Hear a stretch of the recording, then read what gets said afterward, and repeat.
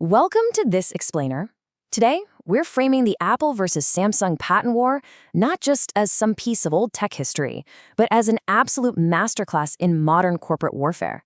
If you're on an executive leadership team, this is literally the ultimate case study in the weaponization of intellectual property. We aren't just looking at phones today. We're diving into how patents, lawyers, and legal strategy became the new front line for market dominance. So what happens when your absolute biggest global threat is also your most essential supplier? Well, let's walk through our boardroom roadmap for today's executive debrief.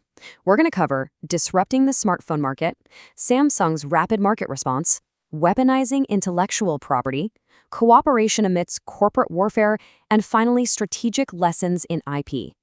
All right, part one, disrupting the smartphone market, the paradigm shift. Let's establish the market baseline before and after the monumental shift in 2007. Think back to before 2007. The market was completely ruled by Nokia and BlackBerry, right? Devices were defined by physical keyboards, tiny little screens, and styluses. But then, boom. In 2007, Apple drops the first iPhone and completely flips the script almost overnight. Suddenly, we moved straight to large touchscreens, simple gestures, and an entirely app-centric world. It wasn't just a shiny new gadget, it was a massive paradigm shift that pretty much rendered the old heavyweights obsolete. Moving right into Section 2, Samsung's rapid market response, the counteroffensive. Samsung saw the writing on the wall. They rapidly scaled up their smartphone division with Android touchscreen devices, dropping the wildly successful Galaxy lineup by 2010. But Apple's executives, well, they thought Samsung completely crossed a line.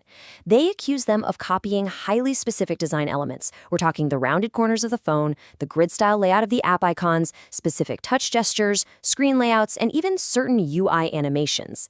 For Apple, these weren't just coincidental similarities, they were legally protected inventions. Which brings us to a really crucial question for any exec looking at innovation. Are features like these just standard everyday building blocks for the industry, or do they form a proprietary moat? Obviously, Samsung vehemently disagreed with Apple.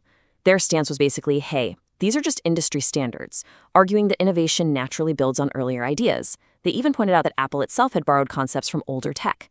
So what started as a squabble over R&D was about to blow up into something massive. That takes us to Section 3, weaponizing intellectual property, the global legal war. Now, what's absolutely fascinating here is watching how litigation gets weaponized.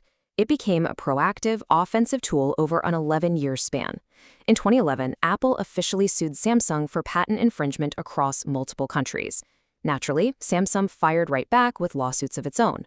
Almost overnight, courtrooms in the US, Europe, Asia, and Australia turned into literal battlegrounds. Make no mistake, this wasn't some isolated lawsuit. It was a highly coordinated, global campaign. To really grasp the strategy here, we've got to look at the main weapon of choice, injunctions. Both companies aggressively sought these court orders to temporarily block the sale of each other's devices. If you're a tech executive, this is a shockingly powerful maneuver. This wasn't about squeezing a few bucks out of a settlement. It was a targeted hit job to actively derail competitor product launches using the legal system. Just think about it. Even a short sales ban during a critical holiday launch window can permanently tank your market share and momentum. The sheer gravity of this bloodbath really hit home in 2012. A California jury slapped Samsung with a verdict awarding Apple over $1 billion in damages for patent infringement. I mean, $1 billion?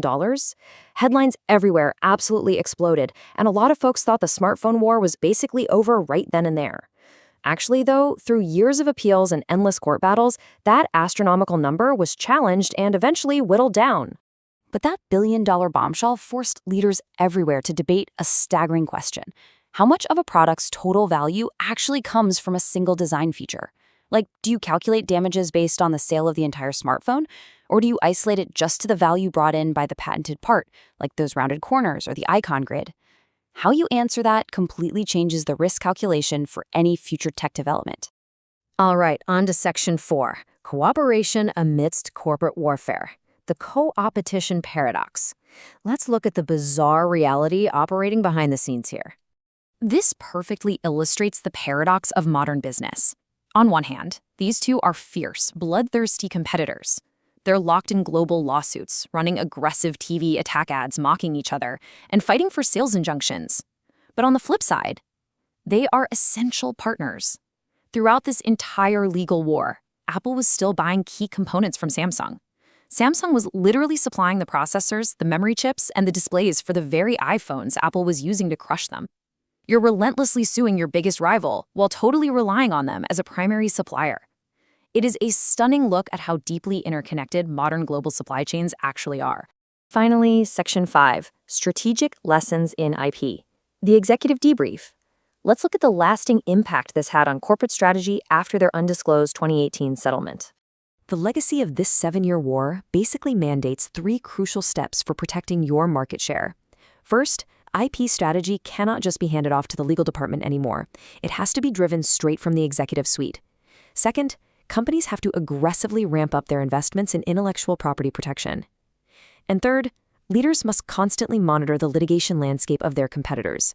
Simply put, your patents are now the foundational bricks of your competitive moat. So here is the ultimate takeaway for us today.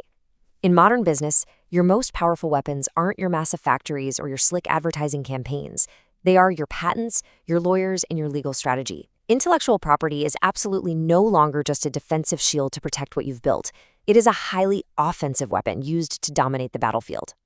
And ironically, while this whole rivalry seemed incredibly destructive, it actually forced both companies to innovate way faster. Screens got bigger, cameras got sharper, batteries lasted longer.